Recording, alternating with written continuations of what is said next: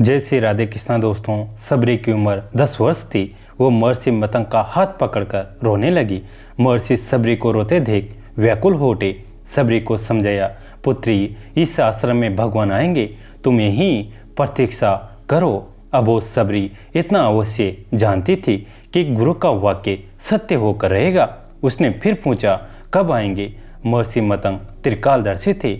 वे भूत भविष्य सब जानते थे। वे ब्रह्म ऋषि थे। महर्षि सबरी के आगे घुटनों के बल बैठ गए और सबरी को नमन किया। आसपास उपस्थित सभी ऋषिगण असमझ में डूब गए। ये उलट कैसे हुआ?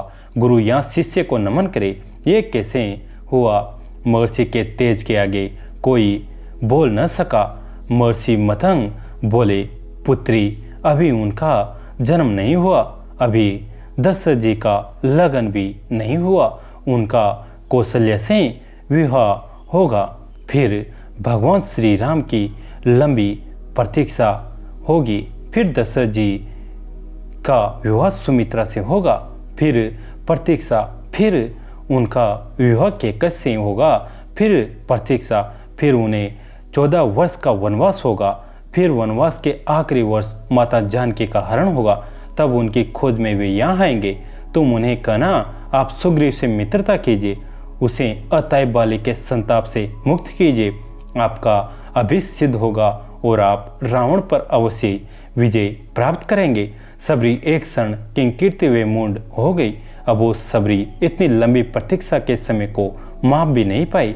वो फिर अधीर होकर पूछने लगी, इतनी लंबी प्रतीक्षा कैसे पूरी होगी गुरुदेव? महर्षि मतंग बोले, वे ईश्वर हैं, अवश्य आएंगे, ये भावी निश्चय हैं।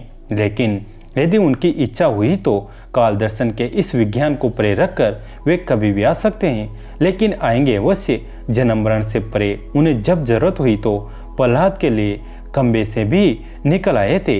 इसलिए प्रतीक्षा करना, वे कभी भी आ सकते हैं। तीनों काल तुम्हारे गुरु के रूप में मुझे याद रखेंगे। शायद यही मेरे तप का फल है।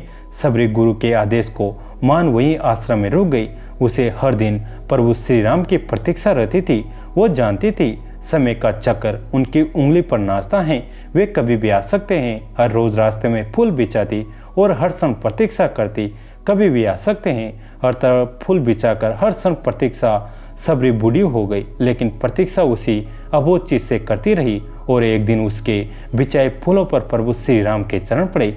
सबरी का कंठ अवरुद्ध हो गया, आंखों में आंसू की धारा फूट पड़ी। गुरु का कथन सत्य हुआ, भगवान उसके घर आ गए। सबरी की प्रतीक्षा का फल यह रहा कि जिन राम को कभी तीनों माताओं ने झूठा नहीं खिलाया, उन्हीं राम ने सबरी का झूठा खाया। ऐसे पतित पावन मर्यादा पुरुषोत्तम दीन हितकारी श्री राम की जय हो, जय हो, जय हो।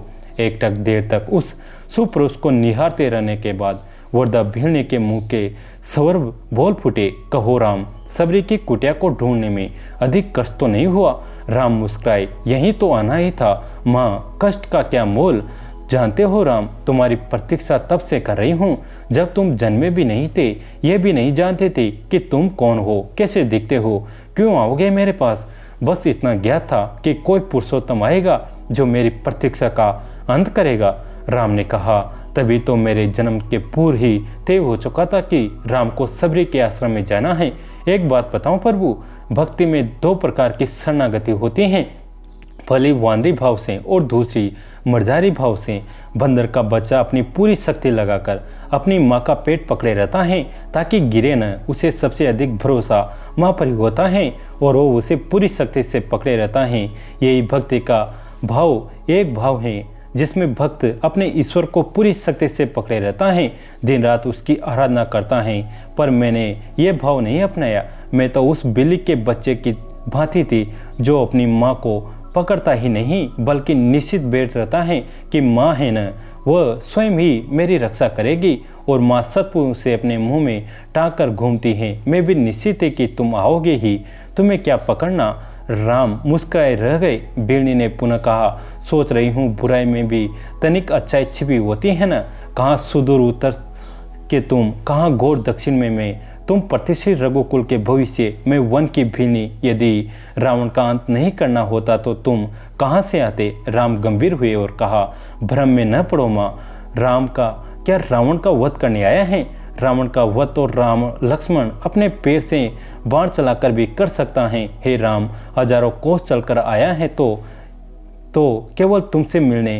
हे माँ, ताकि सहस्त्रों वर्षों बाद भी जब कोई भरत के अस्तित्व पर प्रश्न खड़ा करे तो इतिहास चिल्लाकर उत्तर दे कि इस राष्ट्र में सत्य राम उसकी भीड़ माँ ने मिलकर गढ़ा था। जब कोई भारत की परंपराओं पर उंगली उठाए तो काल उसका गला पकड़कर कहे कि नहीं, ये एकमात्र ऐसी सभ्यता है जहाँ एक राजपुत्र वन में प्रतीक्षा करती एक वनवासी से भेंट करने के लिए 14 वर्ष का वनवास स्वीकार करता है।